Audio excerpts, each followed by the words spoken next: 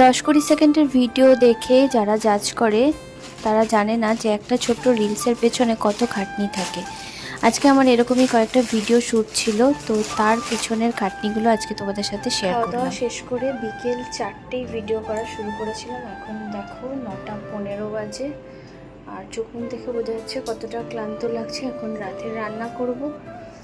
তো দেখো আমার ঘরের অবস্থাটা। তো দেখো, সেই বললাম বিকেল 4টেই ভিডিও শুরু করেছিলাম, এখন 9:15 বাজে, আর আমার ঘরের অবস্থা দেখো। তো আমার আরও একটা চ্যানেল আছে, সেখানে আমি কিন্তু মিশোর বিভিন্ন রকমের প্রোডাক্টের রিভিউ করে থাকি।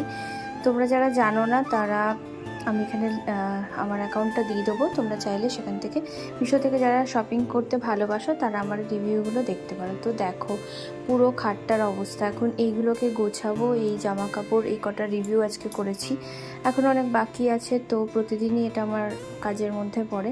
এগুলো করে ঘরটর গুছিয়ে তারপর যাবো রাতে রান্না করতে। তো চলো টাটা। এখনও অনেক কিছু আছে, আর এছাড়াও মেকআপ তোলা এই সমস্ত কিছু তো আছেই। এছাড়াও দেখতে পাচ্ছ এখন কিন্তু অনেকটাই ক্লান্ত হয়ে গেছি, আর সবথেকে বড় কথা আগে মেকআপটা তুলতে হবে। এখন অবশ্য সময় নেই, কারণ অনেক রাত হয়ে গেছে, তোজোর খাবার টাইম হয়ে যাচ্ছে, আমাদেরও দেরি হয়ে যাবে। তাই আগে রাতে রান্নাটা সারবো, তারপর এই সব কিছু আবার বাকিটা করব। আগে কটা গুছিয়ে নিই, তাও ওগুলো গুছিয়ে যেতে যেতেও 9:30টার বেশি হয়ে যাবে, কারণ জামাগুলো ভাঁজ করে রাখতে হবে, নাহলে নষ্ট হয়ে যাবে। তো চলো টাটা, আবার পরে দেখা হচ্ছে।